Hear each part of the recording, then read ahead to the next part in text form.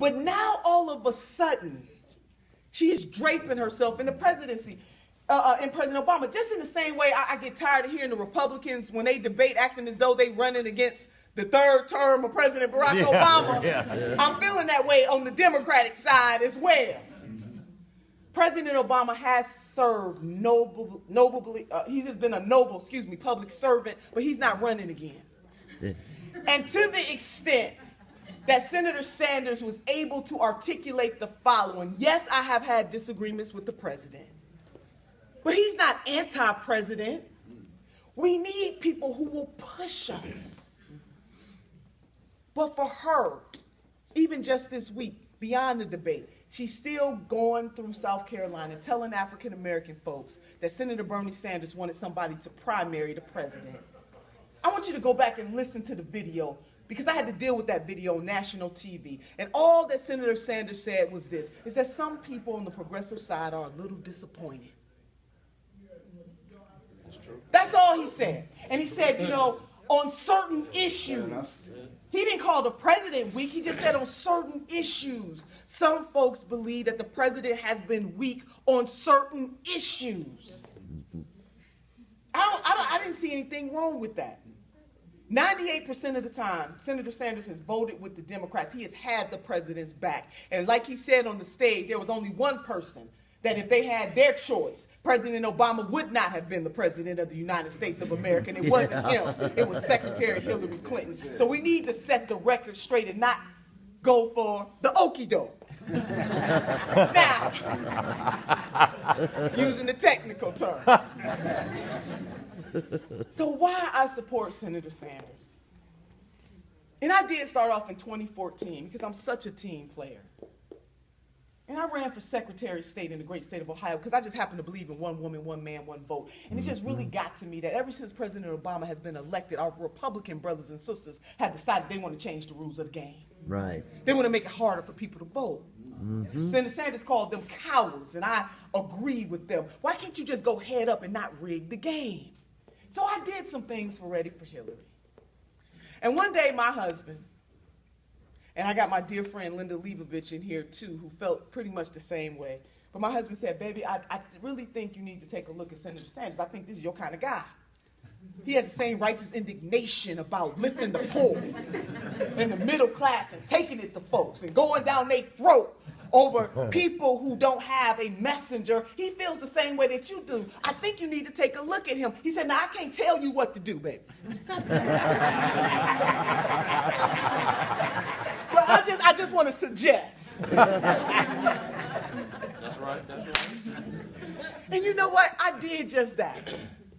And once I started peeling back the layers of all that this man has fought for and worked for all of his life, we heard Ben Jealous talk about those things, so I don't have to go back over that narrative. And I started to juxtaposition his stances with my life story. There is a song in the African American spiritual tradition that goes something like this: how I got over.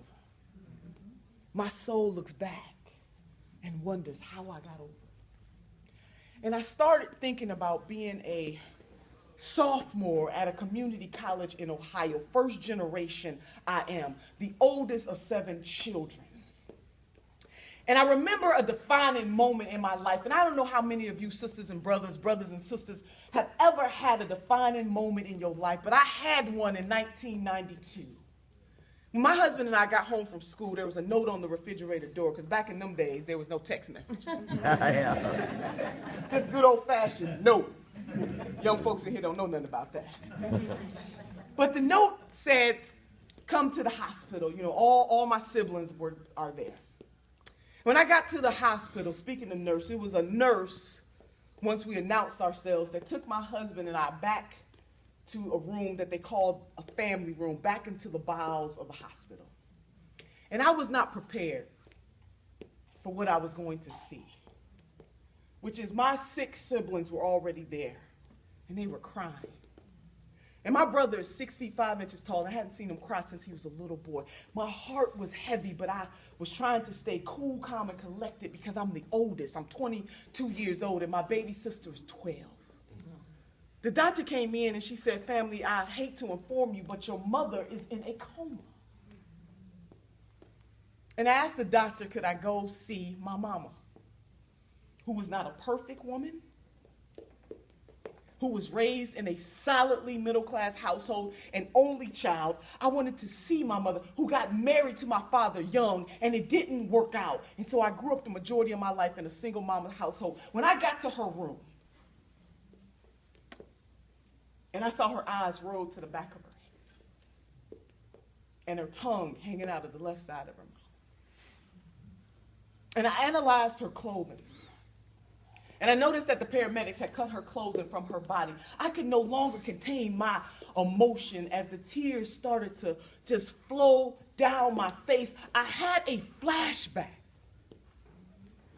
about a mother who tried her best, but everybody doesn't run this race at the same pace. Some of us fall short. About a week or so later, the doctor said to me, as the oldest child, you got to make a decision because your mother, she's not coming out of the coma. You got to pull the plug. And oh, by the way, do you want to donate her organs? My mother died at the age of 42 years old. With her dreams deferred, as Langston Hughes mentions in his poem, What Happens to a Dream Deferred.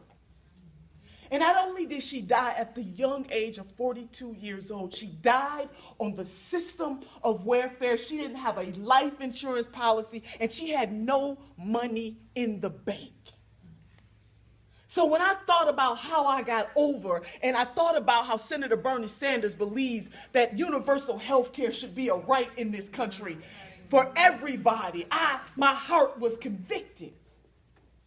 When I thought about how he wants universal college for every child in this country so they can grow up and dare to dream that they could go to college or they could go to trade school, but they can be somebody and live out their greatest greatness. I thought about when I graduated from Cuyahoga Community College and I took that first degree in my mother's name. And when I matriculated to Cleveland State University, earning 2 more degrees, I took those degrees in my mother's name. When I was given the oath of office to become